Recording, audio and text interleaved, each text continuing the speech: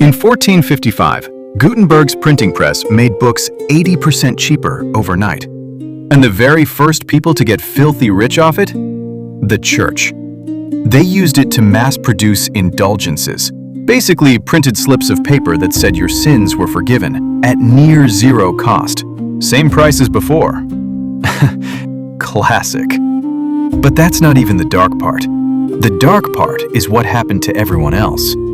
In the 50 years after Gutenberg, the number of books in Europe went from 30,000 to over 10 million. Sounds like a revolution, right? Except literacy rates were still below 10%. So for the vast majority of people, cheaper books meant absolutely nothing. A cheap book to someone who can't read is just expensive firewood. And look, it gets worse. Before the printing press, poor people still had a way to access knowledge. Priests gave sermons. Traveling performers sang stories in town squares. News traveled mouth to mouth at the market. It wasn't perfect, but it worked. It was theirs. After the press, knowledge migrated into the written word, and that oral channel just quietly died. The poor didn't just miss out on the new thing. The old thing they already had got taken away too. Okay, fast forward 500 years. The tool is now AI. I promise you, the script is identical. Let me show you what I mean with two real people. Person 1 opens an AI image generator for the first time. Super excited. He types, "Draw a cool cyberpunk girl." 10 seconds later, he gets this hyper-saturated, plastic-looking image with 6 fingers on one hand. He thinks he's a genius. He generates 100 more. They all look exactly the same. Soulless, interchangeable. The kind of stuff that makes people hate AI art. His cost to produce it? 0. The value? Also 0. Now, person 2, 15 years in visual effects. When he sits down at the same tool, his prompt has precise focal lengths, specific lighting setups, material references, shadow contrast ratios. It reads less like a request and more like a director's brief. AI spits out 50 options.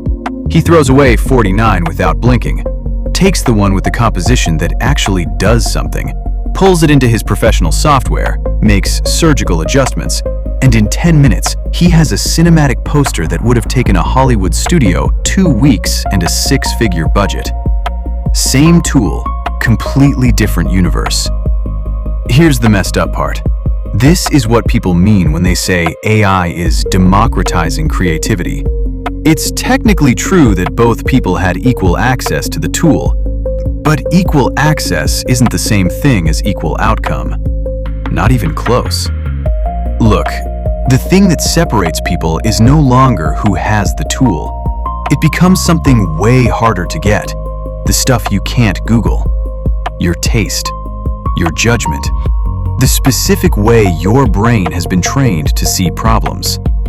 Think about what most of us were actually taught in school. Memorize this. Find the correct answer. Don't deviate. Execute without error. And if you were good at that game, it used to mean something. Stable job, decent pay, a clear path forward. AI just made all of that worth significantly less. When anyone can generate a clean, error-free essay in 3 seconds, being good at writing stops being your edge. When anyone can produce working code by describing what they want in plain English, knowing how to code becomes the floor, not the ceiling. The baseline just got raised for everyone, simultaneously, overnight. The decade you spent getting really good at the fundamentals, AI just commoditized it. Not eventually, now. So what's actually valuable? Honestly, 2 things. The quality of your questions and the sophistication of your taste. AI is just a megaphone for your brain. If you're shouting garbage, it makes the garbage louder. If you're asking shallow questions, you get shallow answers dressed up in confident language, which is somehow worse than just getting nothing. I'll give you a concrete example. Two people, both hitting a rough patch. Both want to build something on the side.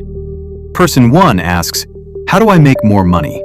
They get back 400 words of perfectly grammatical, completely useless life advice. Wake up earlier, read more, believe in yourself. Thanks. Person 2 asks, "You're a serial entrepreneur who's built 3 businesses from zero. I'm looking at the burnout epidemic hitting professionals in their 30s. Design me a minimum viable service business." Same AI, completely different output. One of those answers is actually worth something. The tool didn't change. The brain using it did. And this is where I want to be straight with you, because I think most people talking about AI skip this part. This isn't a story that ends with, "But don't worry, everything will be fine." The gap is growing. Fast. Not gradually, exponentially. The people who have genuine taste, who can ask precise questions, who know how to spot the one actually interesting idea in a pile of 50 mediocre ones, they don't need a big team anymore. One person, one laptop, and they can execute at a scale that used to require an entire department. That's an incredible opportunity, if you're on one side of that line. It's a serious problem if you're on the other side and you don't know it yet. Okay, so now what? Here's the part nobody in the AI conversation wants to say out loud. If you want to think like person 2, the answer is almost certainly not to spend more time studying AI. I'm serious. Close the tutorial. Stop reading the prompt engineering threads. Go read a book that's 200 years old. Go study why certain films from the 1970s still hit differently than anything made last year. Go learn enough about human psychology to understand why people make decisions that make no logical sense, and then do it anyway. Go find a field completely unrelated to technology and get genuinely good at it. Because that's where the non-obvious questions come from.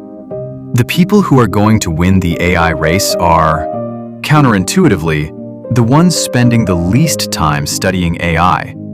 They're studying humanity, history, aesthetics, failure. Because AI will keep evolving. But taste, judgment, that compounds.